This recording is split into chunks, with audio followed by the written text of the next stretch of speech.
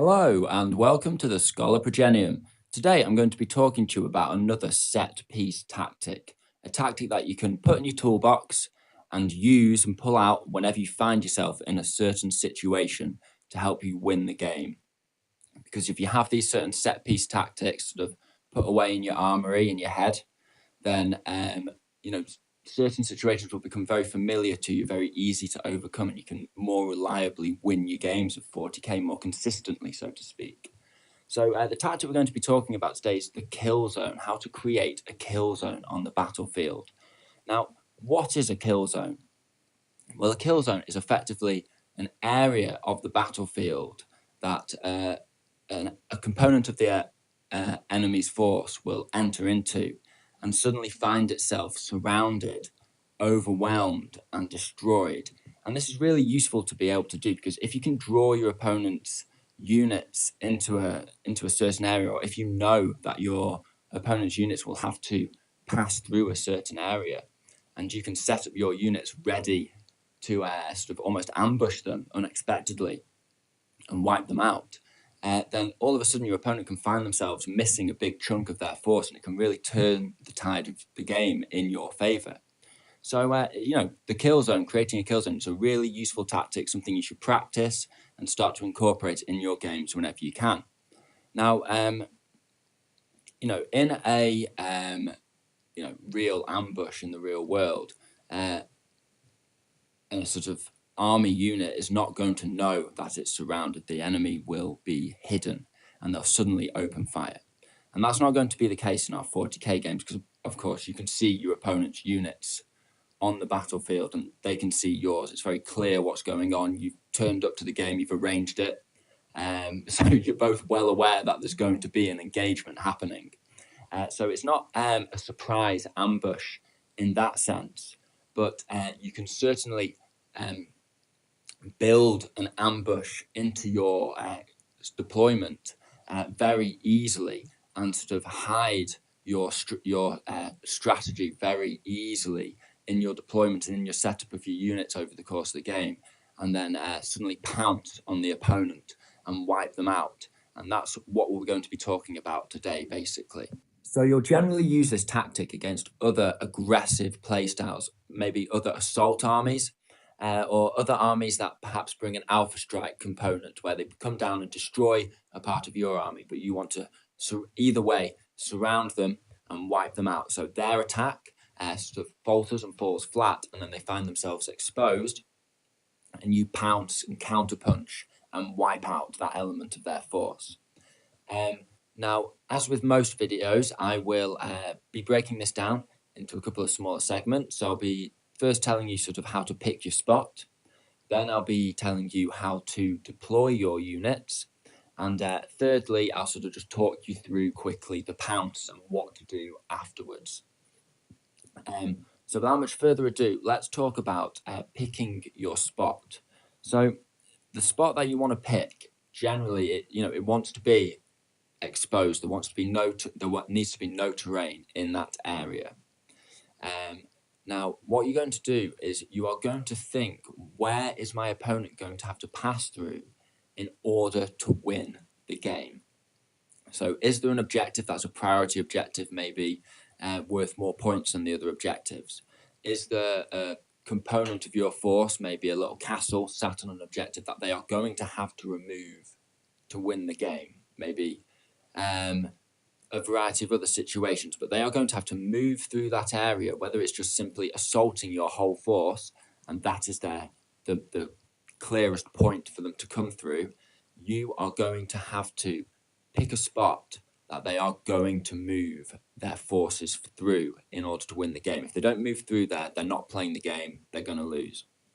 Now, we often think in terms of where our opponent is on the battlefield and not where they have to go. And it's really essential that you are thinking, where do they have to go next in order to win this game, in order to beat me? Now, if you're playing against another assault force, they need to destroy your units and take control of key objectives. So what you can do is you can find an area of the battlefield that does not have cover in it, near a position that has cover. Put some of your units, or a big chunk of your units, in that cover. You know absolutely that in order to get to that castle, in order to get to those units, they are going to pass through that open area, whether it's deep striking or driving with transports or just marching or running or teleporting with the war. They are going to have to end up in that open area of the battlefield, and that's exactly where you want them to be. Now, how are you going to deploy your units? Well, you can't simply just deploy your units in a convenient sort of circle or crescent around this kill zone, just on the edge of your deployment zone, and sort of say, please, sir, do step into this trap. So you need to be a bit more subtle. Now, you're probably going to be using this tactic against an aggressive force. And you could even be playing against a force that is entirely coming at you, perhaps the new Chaos Codex, or a Tyranid Horde, or something like that, or an Orc Boys Green Tide. So, you're fighting against, another aggressive opponent who's coming at you. So what you're going to do is you're going to know the area that they're going to pass through because you picked your spot. And you are going to set up a mini castle in a nice bit of terrain, not right next to the spot, but just within shooting range of the spot. So if you're playing with Space Marines, you've got loads of flexibility because you can stick sort of 20 TAC Marines, 30 TAC Marines perhaps if you want, in a nice bit of terrain in your deployment zone. And it may be, 18 inches from the edge of the kill zone. And actually, the other edge of the kill zone is full 24 inches away. But that doesn't matter because you're just going to be standing still, rapid firing with your bolters with the new rapid fire bolter rule. So it doesn't matter anyway. They are within rapid fire of that kill zone. So it's not an obvious setup. You're also going to set up other units subtly that you are in your own mind dedicating to use in this kill zone maneuver. So, for example, you can have a couple of units of assault marines with stacked to the gills with melters sat on a flank a whole 21 inches away from the kill zone. Your opponent thinks they're going in the totally opposite direction, coming at some of their forces, and you're going to force them to counter deploy away from that area. Then what you do is you just simply move 9 inches out of your transport, and you're 12 inches away from the opponent. You can hit them with your melters. Okay, you're not going to have double melter range, but you're still hitting on strength 8, AP -4, and you can take out some rhinos if they're coming at you with transports. That's going to be really helpful. That's going to take a big chunk off a transport that can then be whittled away with other, DACA from the rest of your army.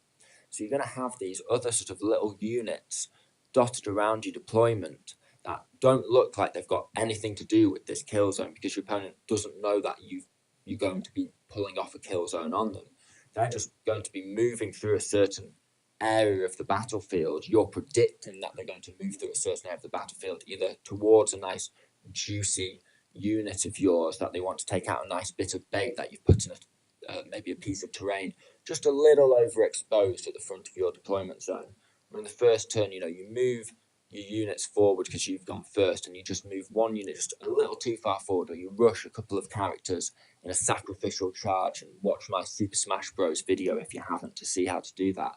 What you can do is run those guys forward and start hitting at and start smashing the opponent up, and the opponent is going to counter respond and try and kill these two characters. And what they're doing is they're walking straight into your kill zone, not even realizing that the rhino over there and the little mini castle on the other flank and a few other units dotted around are actually all in your mind, waiting and focused in your mind on when the opponent moves into that area, so you can suddenly just rush them, and units will pop up out of nowhere and pounce and start taking out vital targets and destroying them.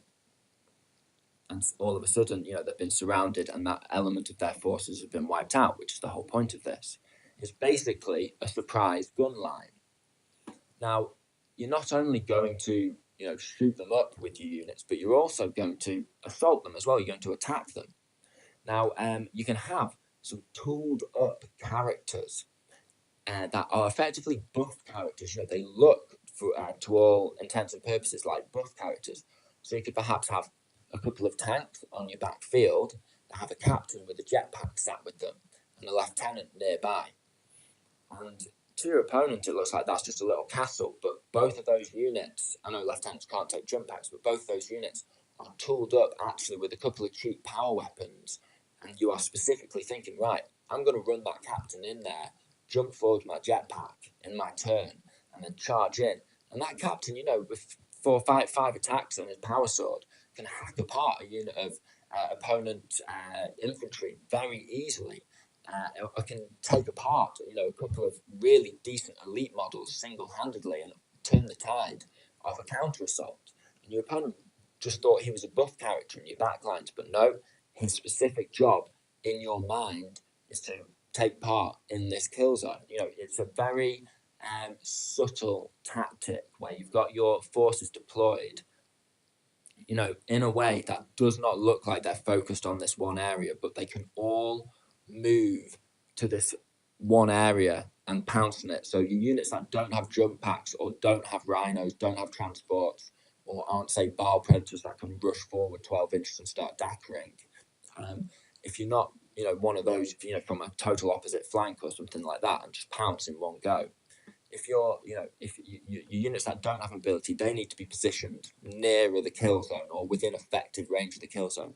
Your other units are actually going to move towards the kill zone and pounce on it. So it looks like you've armies spread out and deployed, but really it's all carefully set up depending on ability to move and range, and you've set them up based on your knowledge of your units and how far they can move and how far they can shoot, and you've balanced that in your deployment. And also still deployed sensibly. Obviously, you're not going to deploy in a really eclectic manner. You have to be sensible with these things. You can't be crazy about it. But when you've deployed, you've thought about where your opponent's going to move through, and you've set up your units knowing that you're going to move into position and spray them down, shoot them up, and then counter-assault also with your units that are within assault range and just finish them off and wipe them out. And that's the genius of this. All of a sudden, out of nowhere, your armies just come together, pounced, and wiped them out. And if you watch my battle reports, you can see me do this, and it works very consistently. Another thing to mention here is your reinforcements, and this is the second part of this, because you'll have your reinforcements in your list, and your reinforcements will probably be deep striking assault units. You might have Terminators, you might have Death Company, you might have Sanguinary Guard, you might have all of them or a combination of any of those units or other units if you're not a Blood Angels player. But you've got your aggressive deep striking assault units or your attack units yourself. Now, your opponent would be perfectly reasonable in presuming that you will use these units to attack their backlines, their reinforcements, because they will have their own castle, they will have their own support units. It's very unlikely that literally every single model in their army is going to be assaulting you. I mean, it can happen, and I think it's going to happen, especially with the new Chaos Codex, with maybe Red Corsairs or something else, just Rhino rushing, loads of Khorne Berserkers coming at you, that kind of thing. So I think, it can happen where you've got the entire enemy force coming at you, and then you've just got to sort of play this carefully. But either way, you will have your deep strike units, and your opponent would be perfectly reasonable, as I've said, in assuming that you're going to be attacking their backlines or a certain area, maybe an objective they hold with your assault units, because that's what assault units are there for. They're there for assaulting the enemy positions. But herein lies the trick. What you're going to instead do is not drop your assault units on their castle of shooting little back support units. You're not going to drop on their couple of tanks that you've got. You're not going to drop down on their back lines or the objective that they're holding with some of their units. You're not going to do that. What you're going to do is you're going to drop all of your reinforcements down to surround the kill zone.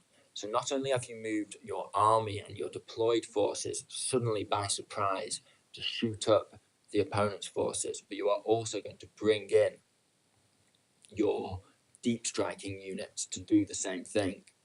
Now, this can be a horrendous double whammy, and it doesn't have to happen on the same turn.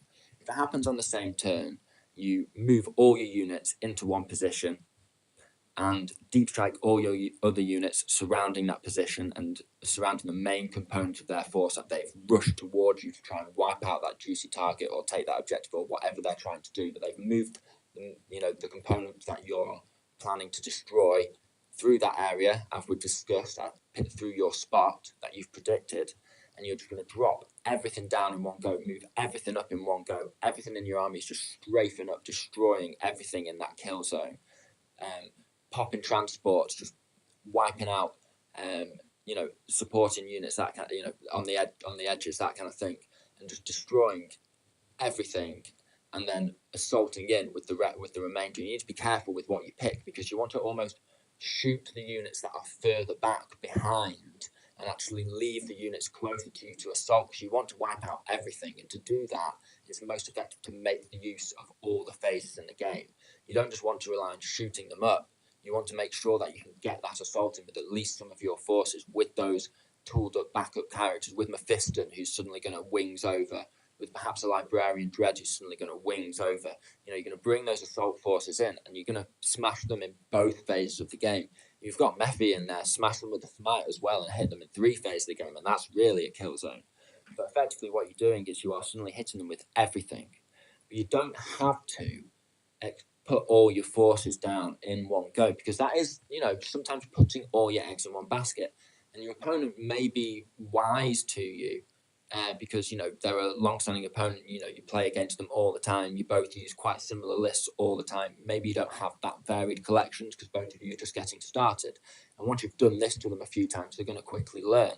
So you can space this out, because if they are not bringing all of their forces towards you, or all the forces that would be necessary to bring all your reserve units in, what you can do is you can almost draw them into a fight in a certain area of the game, and then bring your assault forces in a late the turn afterwards to double whammy them. So what you do is you almost bait them into a fight and actually commit some of your, the majority of your forces to that fight. So they then commit all of the rest of their forces to that fight, because they think, right, oh my God, he's gone all in on this, skirmish in the, this first engagement that's happening between our units.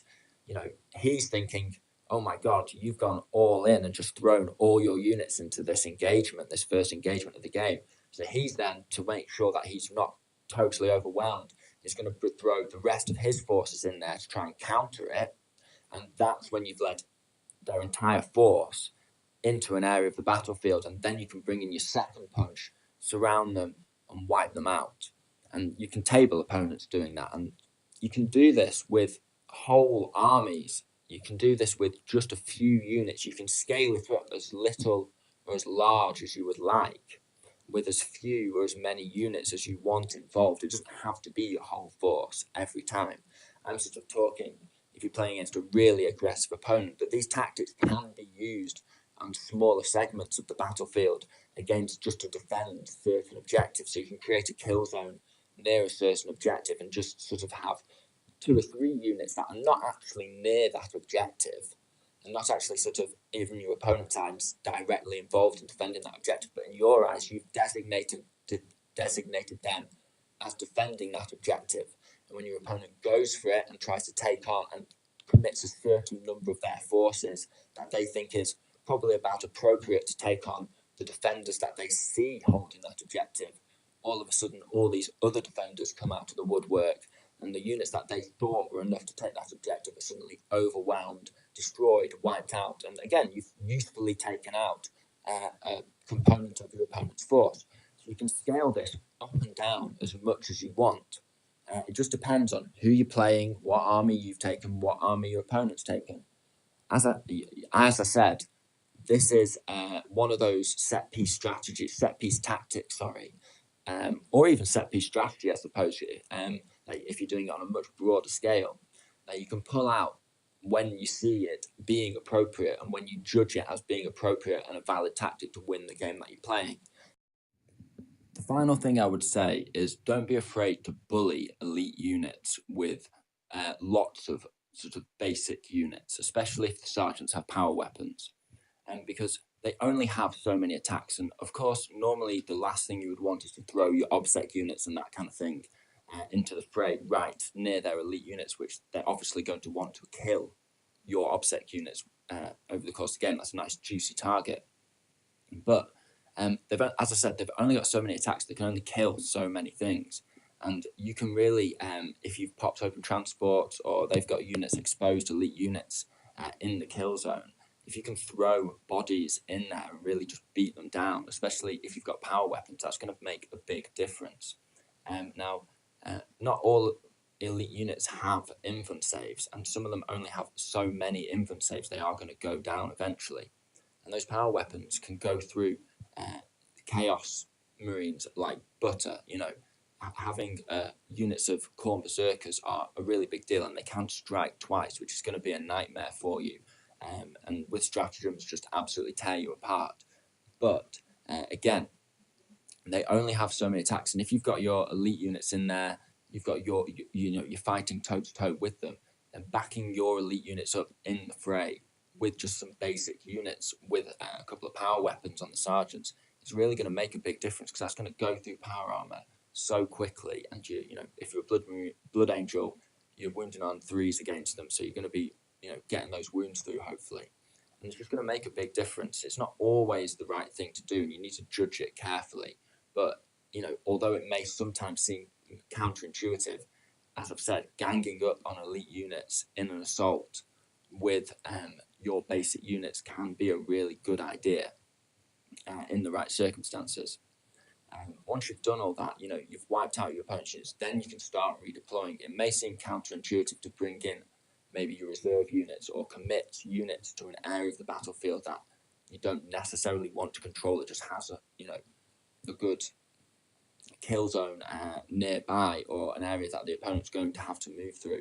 But you can redeploy your units and carry on fighting the battlefield. What you've done there is you've destroyed a big chunk of your opponent's forces, and in doing that, you've really opened yourself up. You've really given yourself a lot of flexibility on the battlefield, because hopefully at that point you'll be winning the game, and you'll be able to start attacking them aggressively on your terms, fighting the battle on your terms, and moving and redeploying your units as you see fit in order to take control of the battlefield, take control of objectives over the next few turns of the game, and win the game. And if you're doing it on a smaller scale, then it's just a nice little setup where you can wipe out a chunk of the opponent's forces and then redeploy those units back to where they were, or back to taking other objectives. So whether you're doing it on a whole army-wide scale against a big, massive, aggressive opponent, whether you're doing it on a smaller scale, just because you've moved those units in and committed them to that kill zone doesn't mean they can't then move on and do other things later in the game. It just helps you wipe out a chunk of their opponent's forces and counter-strike them, and put yourself in a winning position for the battle. So I hope you've enjoyed this video. I hope it's been informative and entertaining. This has been the Schola Progenium. Thank you very much for your time. Goodbye.